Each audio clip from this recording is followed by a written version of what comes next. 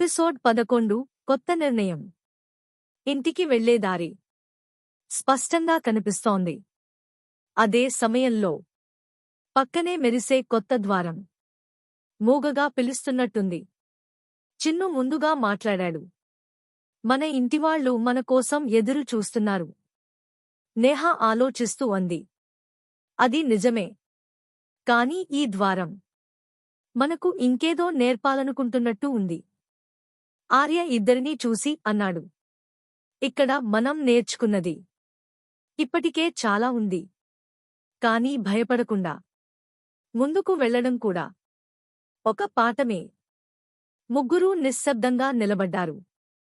ఆ సమయంలో వాళ్ల చేతుల్లో ఉన్న వెలుగు కణాలు మెల్లగా స్పందించాయి.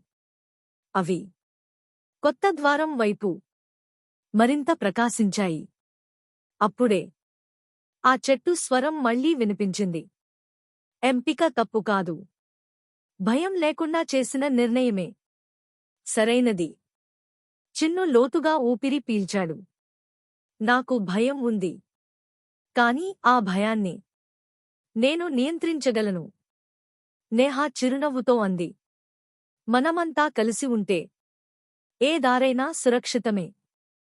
ఆర్య ముందడుగు వేశాడు. అది కొత్త ద్వారం వైపు. ద్వారం దగ్గరికి వెళ్లగానే అది నెమ్మదిగా తెరుచుకుంది. లోపల వేరేలా కనిపించే ప్రపంచం ఇంతకు ముందు చూసిన ద్వీపం కన్నా ఇంకా లోతైన రహస్యాలతో. వెనక్కి తిరిగి చూసినప్పుడు ఇంటికి వెళ్లే దారి మాయమైపోయింది.